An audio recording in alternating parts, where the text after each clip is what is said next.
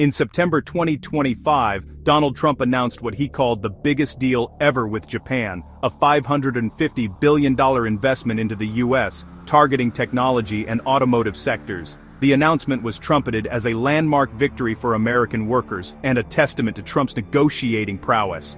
The deal, structured as a memorandum of understanding, would supposedly fuel a new American industrial strategy, overseen by a new government office, the United States Investment Accelerator. According to the administration, Trump would have full discretion over how the Japanese funds would be spent. The message was clear: America would call the shots, and its allies would provide the capital. This was transactional diplomacy at its boldest, a signature of the Trump doctrine. The timing was political, aimed at a domestic audience, and designed to reinforce Trump's image as a master dealmaker. The investment was presented as a quick fix for economic challenges, bypassing traditional legislative hurdles. But beneath the fanfare, the deal's foundation was shaky. It was presented as a done deal, a firm commitment from Japan. Yet, this narrative was about to collide with a very different reality from across the Pacific. Tokyo's response would soon expose deep fractures in the US-Japan alliance and reverberate across Asia.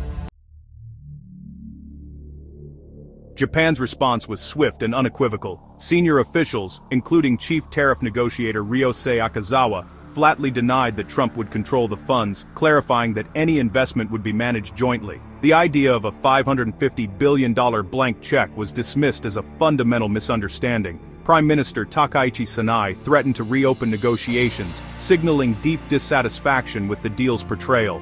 Tokyo made it clear: Japan would not be railroaded into an arrangement that undermined its sovereignty. Behind the scenes, officials called Trump's claim a fabrication, questioning where the massive figure even came from.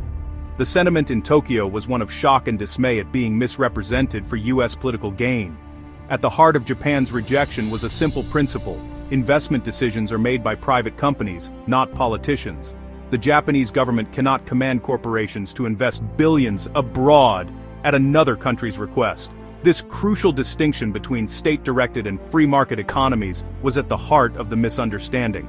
The core disagreement was rooted in economic philosophy. In Japan, as in most advanced economies, the government doesn't dictate private sector investments. Major corporations like Toyota and Sony make decisions based on business logic, not government orders.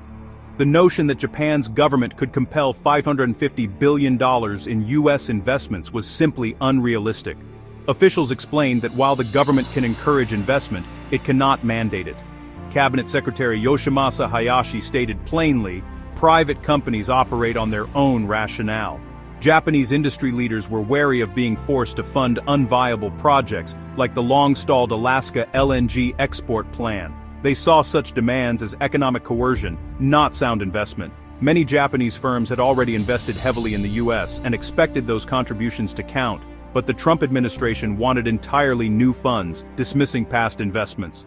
This shifting of goalposts left Japanese companies feeling their efforts were unrecognized and unappreciated. The conflicting stories from Washington and Tokyo created confusion and frustration. US officials saw Japan's public denial as a betrayal, undermining their diplomatic authority. The White House scrambled, with spokespeople contradicting Trump's claims, deepening the chaos.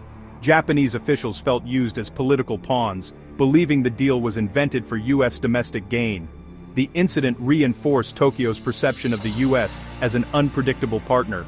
The deal's structure, using tariff threats to extract concessions, was seen in Japan as extortion, not negotiation. This dynamic bred resentment, not goodwill, and made genuine partnership feel increasingly distant. The alliance, once a cornerstone of Asian stability, now showed signs of deep disconnect. The confusion was a symptom of a larger problem, a fundamental misalignment in how the Allies viewed their relationship. Japan's resistance was part of a broader pattern across Asia. The Trump administration's aggressive transactional approach was deployed elsewhere, with similar results. In South Korea, Washington demanded a $350 billion investment, met with disbelief and defiance. Seoul's national security advisor bluntly stated the country couldn't afford such a sum, signaling refusal to bow to US pressure. The pressure extended to Taiwan, where the US demanded half of its semiconductor production be relocated to America or face tariffs. Taiwan rejected the demand, unwilling to sacrifice its strategic industry. These rejections from Tokyo, Seoul, and Taipei signal a shift in alliance dynamics. America's Asian partners are refusing relationships defined by coercion and one-sided demands. They are asserting their own interests and economic sovereignty. The era of automatic compliance with U.S. pressure is fading, replaced by a demand for mutual respect. The coordinated pushback from Japan, South Korea, and Taiwan marks a deeper trend. Asia is rejecting America's aggressive tactics. For decades, the U.S. alliance system in Asia was built on shared security and mutual benefit. But unilateral demands and economic threats have altered this dynamic, prompting allies to reassess their engagement. These nations are no longer willing to accept policies that harm their economies or sovereignty. Economic pragmatism and national pride drive this resistance. Forcing private companies into unprofitable, politically motivated investments would weaken their competitiveness. Leaders must answer to their own people, and capitulating to foreign pressure is politically toxic.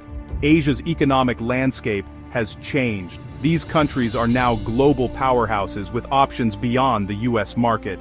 The pushback is not anti-American, but pro-sovereignty. Allies still value security ties, but draw a line at economic subservience. Washington is being forced to recalibrate, as its traditional partners demand to be treated as equals, not vassals. The failed $550 billion deal with Japan is more than a diplomatic blunder. It signals a fundamental shift in global politics. America's closest allies are no longer willing to accept relationships based on unilateral demands. The pushback from Japan, South Korea, and Taiwan highlights a new reality. Partnership must be built on mutual respect, not coercion. For the U.S. to maintain leadership in Asia, it must adapt, recognizing its partners' legitimate interests. Future negotiations must be collaborative, seeking win-win outcomes. The strategy of using tariffs as leverage has clear limits and risks alienating key partners. The resistance from allies is a call for more equitable, sustainable leadership. If Washington listens, it can forge stronger, more resilient alliances. The unipolar moment is over. Economic power is now more diffuse, and Asian nations are asserting their agency. The Great Asian Pushback may mark the beginning of a more balanced, mature alliance, one built on genuine partnership.